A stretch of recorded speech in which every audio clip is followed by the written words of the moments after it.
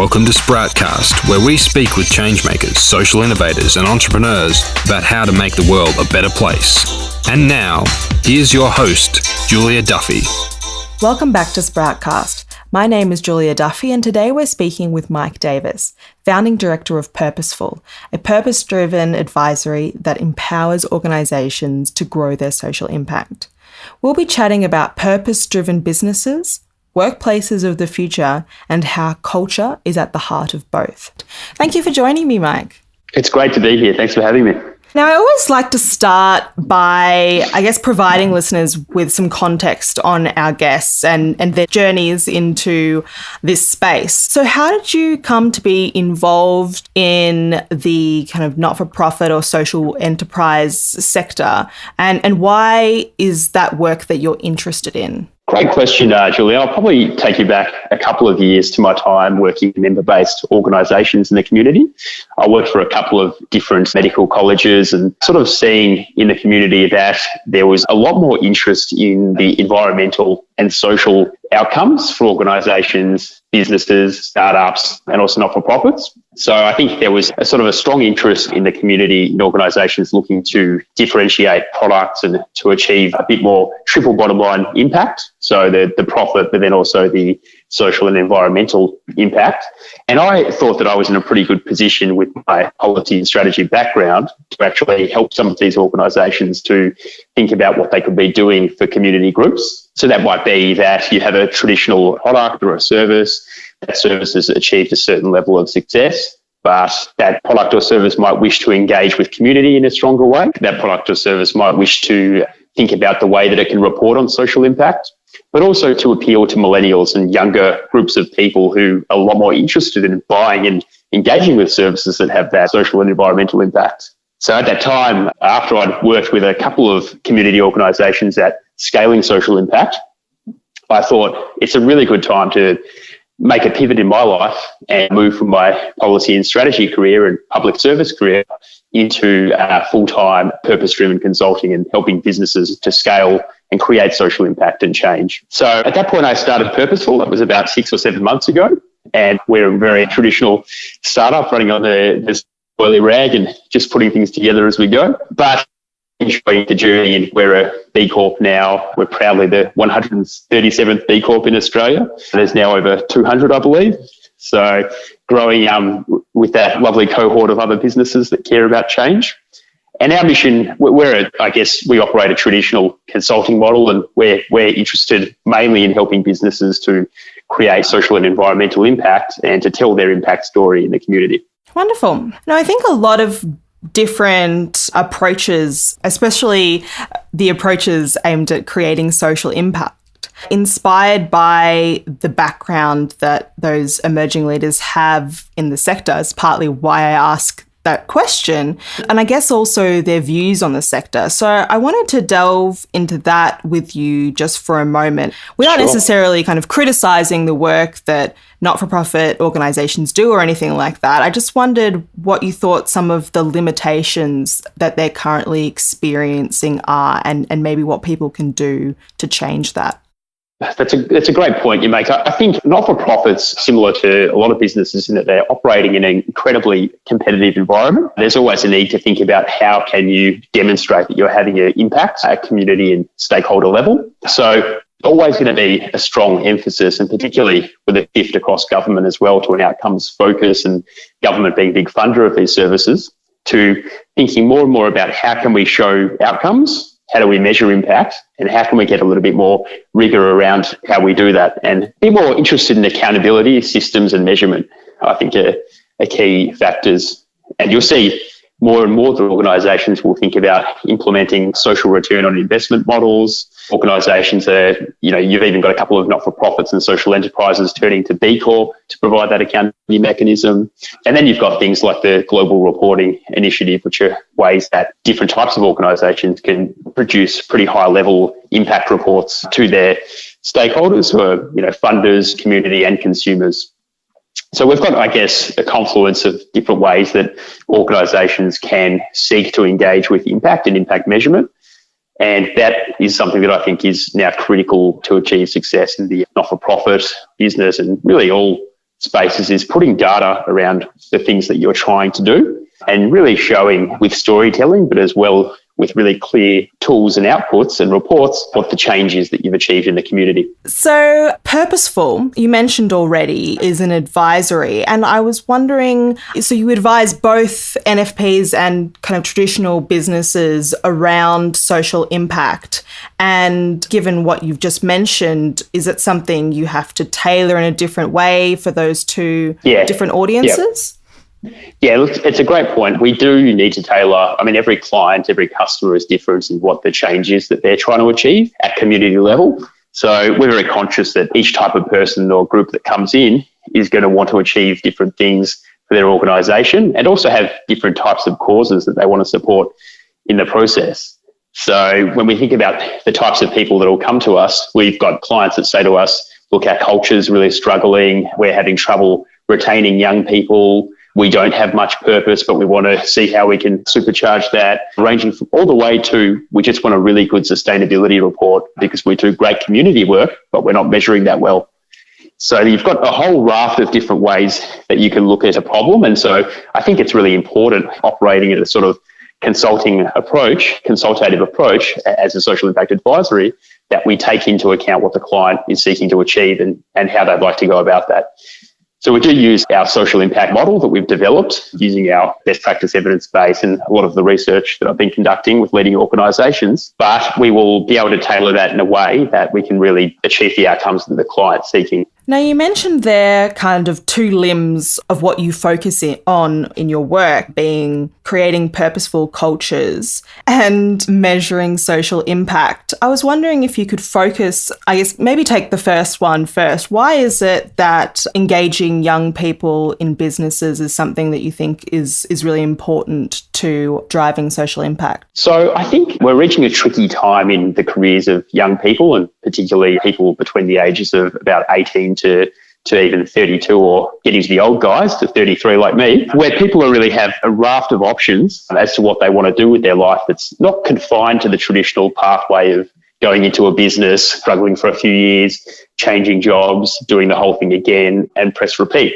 So there are a huge amount of startups popping up everywhere in Melbourne. Melbourne's also becoming a real hub of social enterprise innovation and growth globally. So you see that a lot of the young, talented people today are either having a few years in a corporate career and then pushing out into doing their own thing, or they're battling away at a job that they're not fully engaged in and will leave in a short time anyway. So my thinking was, why don't we flip that a bit and look at what is it about social enterprise cultures, not-for-profit startups that are able to retain people and really create cultures that are around growth and really elicit strong engagement and productivity and profit in the process. So I started to do a bit of research and found that purpose-driven organisations are able to attract, retain and help people grow at a much better rate than traditional organisations.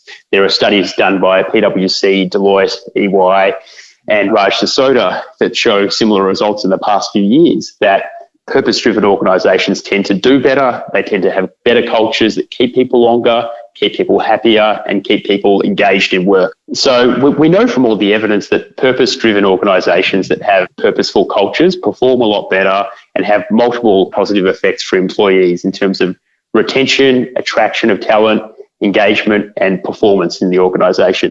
So the thinking there was, well, if we know that's the case, then we really need to think of a way that we can implement a purpose-driven framework for organisations locally to achieve those positive changes. So that was the thinking behind purpose-driven cultures. And purpose-driven cultures are really cultures where people are happy, their well-being is high, they have a higher purpose in what they do, that it touches the community and is able to think about how we're helping others on a consistent basis, which is the altruism component. And finally, purpose-driven cultures are cultures in which people feel like they're driven by a clear mission that's aligned with the organisation and their personal values. Now, is this purpose-driven angle something that you're seeing businesses are actively looking for, or is it rather something that you recommend as part of a broader strategy for solving other issues? So I think there's a range of ways by which organisations can tackle discrete problems. And I've seen, some organisations identify that they've got a wellbeing problem, so they organise an employee assistance phone line, and they might, organise a meditation that happens regularly on a weekly basis. But I think the unique part of the purposeful approach is we're bringing sort of a whole of systems change solution to the table, which we're able to also customise for organisations depending on what they want to actually achieve. We also focus on a pretty broad gathering of data. So we come in and although we've got our ideas, and no doubt CEOs have ideas about what the main challenges are for their organisation, we've actually developed a pretty robust and evidence-based survey to question employees and people in organisations about what they're feeling about the organisation, what they believe is holding it back, what are the necessary levers for change and positive purpose-driven growth. So we come in and we do a real analytical approach to problem solving. And I think there's a lot of value in that data and analysis for decision makers, which will help us to decide whether that's the right path to go down in terms of using our services. I think there's definitely a lot of signals that these types of businesses or these types of attitudes in business are the way of the future. But I'm wondering what your thoughts are on whether this can be applied to all types of businesses or whether it's kind of only relevant to organisations doing certain types of work. It's a great point. I think the type of work that we're doing can be used by a lot of different organisations, but they have to have the clear desire to actually affect the positive social change and purpose-driven change in their organisation. And they have to have, I think, a reason for doing that. They have to feel as though it's going to help them in some way to achieve good outcomes. But we think that regardless of who the client is at the end of the day, you see a trend that organisations are trying to engage with community more. And we know that a really good way to engage with community is to get people involved in social and environmental volunteering, community-based giving, and really getting around local initiatives as a way to engage more with colleagues and with work and with the mission of the organisation as well. So you mean getting the staff of the organisation involved in that? That's the pathway to having a whole organisation approach? Yeah, I think that's right. I think culture sort of starts from the bottom and the top. So you've got to have clear messaging from management that you expect your people want to actually be part of the community. They want to work with customer and client groups to affect positive social and environmental and community-based change. And we've seen that, the best organisations in this space do that really well. They're able to send their people for between 1 and 3 days of paid time off per year to actually volunteer with community causes. So that's a strong result that came out of the Great Places to Work survey, indicated that 75% of the greatest places to work in the country actually sent their people for 1 to 3 days of volunteering work per year, fully paid. So we sort of see that as something that's spread also from Silicon Valley overseas and many high-performing pockets of corporate practice, that keeping people happy and keeping people fulfilled means a lot more than just thinking about what their everyday work responsibilities are. It's about having a more positive growth mindset. Now, I noticed that another thing that Purposeful's involved in or interested in is collaborative engagement, and partnerships are something that I'm always interested in talking about, especially as they relate to newer enterprises. So I'm wondering if you could talk a little bit more about your values and strategies around partnerships. Yeah, so I think for any organisation starting out, partnerships, whether formal or informal, are a really important way to get a foothold and a bit of a feel, a sense of identity in the market that you're trying to work with. Fundamentally important is getting the values fit right. So thinking about what is the type of organisation that I would like to be associated with, and how could we work together and collaborate to create some great outcomes. In this space, you hear a lot of banter about partnership this, partnership that, and my view is, practically speaking, a partnership isn't relevant if it's not actually doing anything. There should be clear reasons why you're partnering with someone, and there should be clear mapping of what the shared benefits of that partnership are. And also, what will you actually do together as a result of the partnership? It's always funny when you sort of look at a website of an organisation and then you see all the cool logos of the partners, and then you ask the person whose organisation it is, what do you do with these partners? And they say, oh, look, we're just partners. We like each other. Well, we're friends. And there are many organisations that we love, but when we talk about partnerships, we're talking about a sort of deeper level shared sense of purpose and also mission and doing things together. we produce the Humans of Purpose podcast with Tank, who are our partners in production for that. And we very clearly came together around similar values, both being B Corps and wanting to create a space for purpose-driven leaders and young people to come together and really tell their story. Very much like the Sprout podcast, that sort of sense of creating a space for really meaningful conversation. So that's been a really good partnership for us. We also do a lot of work with B Corp, doing talks on their behalf and writing for them at times. And we're about to do a workshop next week for August on purpose-driven business. August are a great little digital agency corp based here in Melbourne. So I think little things like that we would consider to be sort of loosely partnership, things where we sort of joint ventures together and joint activities that we do for the common purpose or good. Now, partnerships in, I guess, the more traditionally not-for-profit and social enterprise kind of sectors, I was wondering if you think they mean something different than more kind of purpose-driven or for-purpose businesses, and how can organisations in that space kind of get past concerns of competition or I guess some of the business drivers that they would normally be worried about, whereas people tend to think of not-for-profits as a more collaborative space. Is that true? What kind of experience have you had in that area? Yeah, so I think it's just about, do you feel that you're the same as another group of people or organisation will be a huge factor in whether you're going to be able to forge good collaborative partnerships.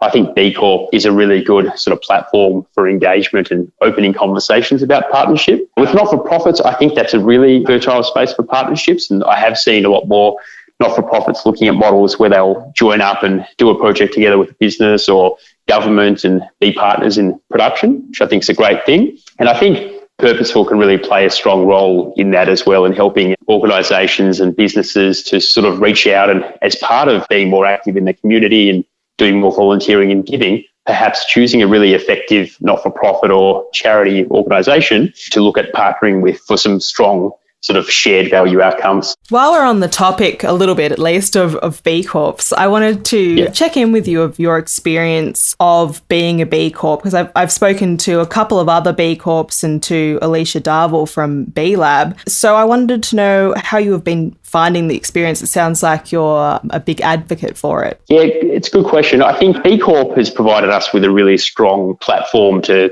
explain what our ethical compass looks like and to sort of show a bit of our DNA in terms of how we operate and what we believe, and that we're committed to measurement, accountability, and all the stakeholders such as community, thinking about governance, thinking about environment, and how we demonstrate that. So I think, when you start out as a startup business, you're thinking a lot about the existential questions, who am I, who are we, how do we demonstrate who we are? And B Corp, from our perspective, has given us a chance to be on the front foot a bit about the types of organisation that we are, to also be able to sort of think about how we message and do our really speak to who we are in accordance with those values in that process. We came on board very early in our journey, and I think that's been a really positive thing for us, to sort of being a small organisation, having that trust mark that sort of shows other people what we're about. And I think it's something that can be useful for a range of organisations. But I've also come across people who have not had the best experiences and don't feel that B Corp is relevant to what they do.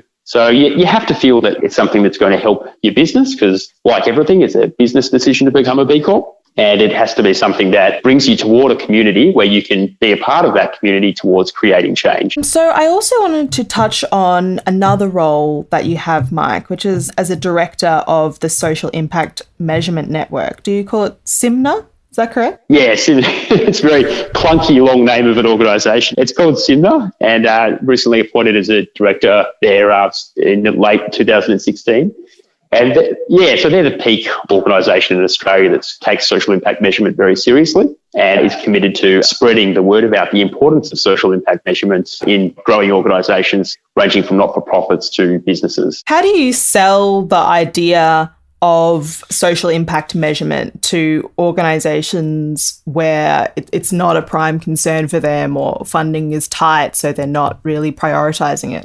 We're quite lucky, actually, that in the past couple of years, there's been some really strong evidence showcasing the business case for sustainability reporting, social impact measurement, and being able to produce strong signals to the market that you're performing on social and environmental fronts. So what I do is I pull the statistics and the data from this evidence base around the positive productivity and profit performance comes for organisations that do engage in impact reporting and measurement. And I package that up in a really nice PowerPoint presentation or email. And that's how I make the case. Because fundamentally, with these sorts of things, there are two types of consumers in this space. I think there are people who fundamentally are interested in impact measurement and are producing stronger social and environmental outcomes. And then there are those who will do it because it's good for the bottom line. And I think it's really important not to be judgmental about that. It doesn't really matter why someone makes a decision to do something that's really good in this space, as long as they're doing something that's ultimately going to benefit community, environment, and the other important stakeholders. Excellent. Now, on a more, personal note regarding the board role, I just thought for people who might be interested in joining a board themselves or maybe an approach to join one, could you speak a little to what the experience has been like for you and your reasons for joining the board? Yeah, it's a really good question. I mean, for me, I sort of set myself the goal at the start of 2016 to be on a board, just because I'd had a little bit of a taste of what it was like being part of a board preparation program with the AICD. And it was just very exciting to sort of be privy to high-level decision-making and just have a voice at the table and sort of take on a portfolio role and to be able to contribute to the success or journey of an organisation that you care about. So I think volunteering on not-for-profit boards or any sort of board is really one of the ways that people don't think about enough that they can positively impact their community and create positive social change. I highly recommend it. And I think the past couple of months has been quite interesting and frantic because CIMNA has been sort of restructuring a bit and had a bit of change in terms of directors and direction. But I think that's a great time to come onto a board when it's chaos, because that's where all the magic happens. We're now sort of gearing up to an exciting time in CIMNA where we've got the CIMNA Awards happening in a few months as part of the Think Outcomes Conference, and got some terrific judges for those awards. And something that people can do if they are working in the impact measurement space and reporting on impact is to actually put a nomination in or a submission in for an award. There are awards across 4 categories that people might want to check out. What people can do is talk to their networks, talk to their mentors, and talk to their people that they trust about what kind of organisations they've been on boards with, and think about how that could help you on your journey. Think about how that would help get you from where you are now to where you'd really like to be in a few years' time in terms of your growth and development. So for people who might be embarking on their first board role, beyond the kind of requisite governance, knowledge and skills, what do you think people need to know before they join that they might not know they need to know? I think it's important to think about what is it that you can bring to the board and what is it that the board will ultimately want from you. And that's likely to be your enthusiasm, your work ethic, but also your networks, and what are the relationships that you have that the board doesn't, and how can you leverage those relationships to help the board achieve their strategic goals is really important. Now, another tidbit for the interest of listeners who might be launching a new enterprise, I understand that the way Purposeful works and the way your team is structured and how you collaborate is a little unusual. Could you tell me a bit more about that? Yeah, we're highly unusual. Happy to admit it. We all have part-time or full-time jobs. We use multiple platforms to collaborate, ranging from Slack to WhatsApp to Suite to Google Drives, MailChimp. There's, I could send you a page with 40 of them. We're highly collaborative, and we don't need to be in the same place at the same time because we've got quite good structures up and running that let us be clear about what our roles are and what we need to do to get the startup where it needs to be. Now, we do spend 1 to 2 days a week in a co-working space together, which I think is really important. I call it family time, but just, time with the crew. And we're down at Dimension 5 at the moment in South Melbourne. And we're lucky to get a scholarship there when we started, which covers our costs for the year. And they're a great space. And we spend basically a day or two a week there collaborating in a room and sharing ideas, whiteboarding. A lot of whiteboarding goes on there. And that's essentially how we work. So we're not actually in a position yet to take on full-time staff. We're sort of starting very lean and mean. And we're giving young people an opportunity to learn what it's like to be in a really fast-paced startup.